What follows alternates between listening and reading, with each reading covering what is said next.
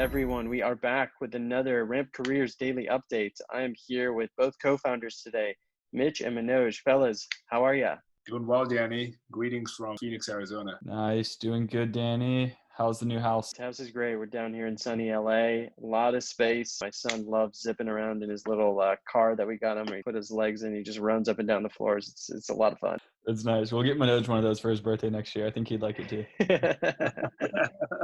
Absolutely. Well, today we want to open up our series on email writing. We're going to focus on email writing from time to time because it's such an important part of the outbound process. We're going to take a look at an email that did a particularly poor job at winning our business. We'll talk about how to make them better. So I know, Mitch, you've been spam blasted countless times, as we all have. These two emails stuck out to you particularly for a few reasons. So why don't you share what you have? Awesome. Let's do it. Let's jump in. Share my screen. Can you guys see this first email here? Yep, we got it. The one that Manoj sent me that he received. We'll give everyone a moment just to read through it, and then we'll dissect some of it. I think there's some good and bad in here. Maybe I'll give you my thoughts, and then I'll kick it over to you guys. Some of the good here, there's personalization, right? They throw in the company name, Ramp Careers. They know that we are kind of get it right, kind of not right, but at least in the staffing and recruiting space, if you will. So that's some good personalization. At least they looked at our LinkedIn. Some of the things I don't like right off the bat, I hate it. One of my pet peeves is when someone asks me to recommend times to send over. I much rather them either give me a couple options to choose from or give me a calendar link. Make it easy on me. It's hard enough for me to sit here and read through your email, let alone then go over to my calendar, try to figure out when I can talk to you about something I have no clue what you're even selling me or the value that you're giving me. But if you make it easy for me and just give me a couple of times to choose from, or heck, it's 2020, give me a calendar link, then that'll increase the likelihood I have a time to talk. What do you guys think? What do you like? What do you don't like about this email? I think the only redeeming quality about this email, actually, Mitch, I think you're very kind on it. I think the only redeeming quality is a short/text space. So I would look at this right now and I would tear it apart if this was somebody on my team or me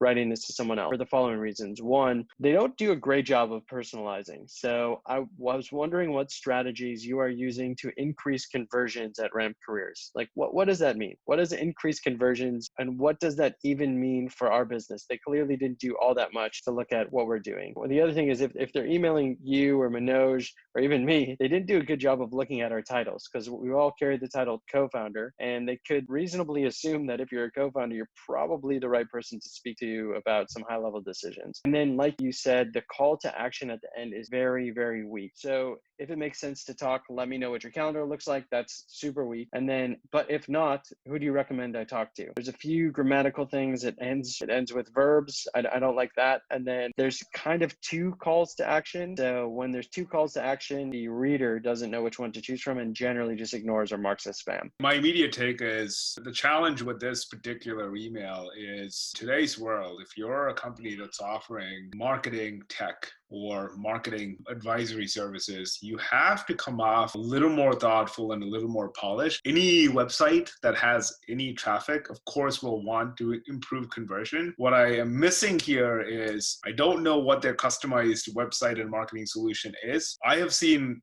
other vendors in this space do a little more work. Couple of examples. I have seen vendors that will go to our website and identify specific areas where they see a failed conversion opportunity or a form that's not optimized or certain places in the website flow where there might be a drop in traffic because of the user experience that we're putting a visitor through. That's missing here. There's no specificity in what's wrong and where they can come in and help. Asking me what strategies are you using is not going to, bring you a response. I'm not going to sit and type an essay on here are all the strategies that we're employing. One, second, I don't see any demonstration of your expertise looking at this email unless I'm willing to spend more time, and just reading this doesn't engender any confidence. You don't come off as an expert in marketing if you haven't done a little more work or a little more customization. So that's my immediate feedback. it's difficult to do that level of customization per customer. But if you're selling yourself on expertise, and I don't know who,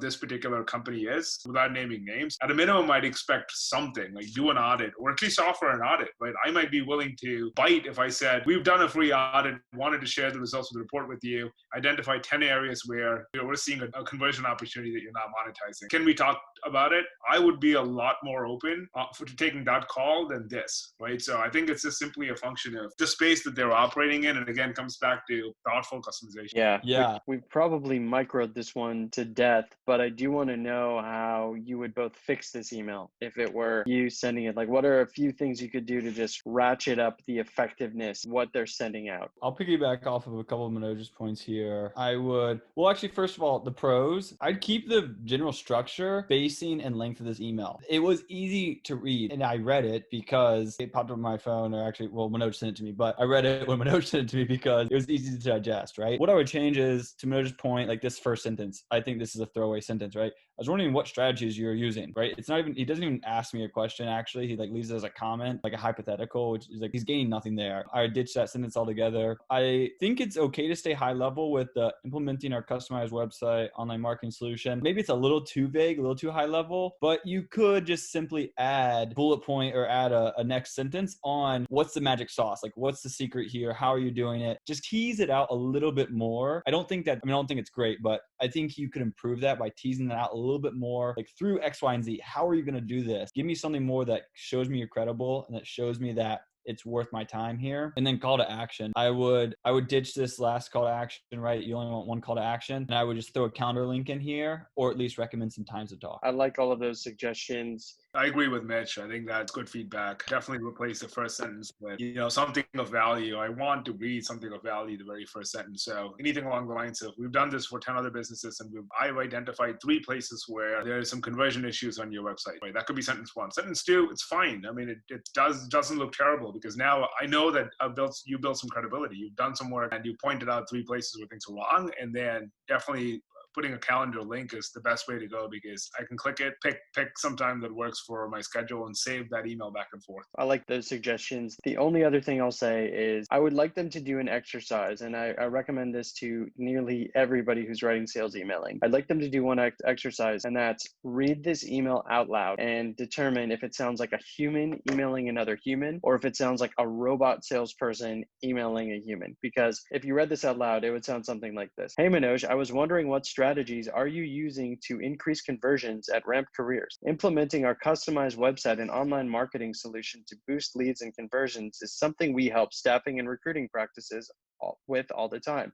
So if it makes sense to talk, let me know what your calendar looks like. But if not, who do you recommend I talk to? Thanks. Like no one talks like that. And you couldn't even get through that sentence without taking there's no punctuation in there. No one speaks like that. So why are you writing that in an email? It doesn't make any sense. That's just writing 101 practice, right? Read it out loud over and over. Come back to it. Read it again. Exactly. But I mean, listen, I think this is a B email. It's not the worst. It's not offensive. They haven't gotten something fundamentally wrong. Will it get a response? No. But will I look at this vendor and say, oh my God, like these guys are, they don't know what they're doing? Probably not. So I rate this a B. I mean, I think it's a B email. It may have used to work in the past. It's just not going to work anymore. You're a little more generous with your grading. I think I'd put this at C- ish. C- because the grammar is awful, right? Like you got to get that right. Are we plugging Grammarly here? I know Mitch, you're a big fan. Grammarly, sponsor us. I subscribe, premium Grammarly user here. Saved my life more times than I can count. We love you, Grammarly. Well, I think we've microed this email to death, so we should wrap here for Manoj and Mitch and myself. This has been another Ramp Careers Daily Update. Thanks for tuning in, everybody. Amazing.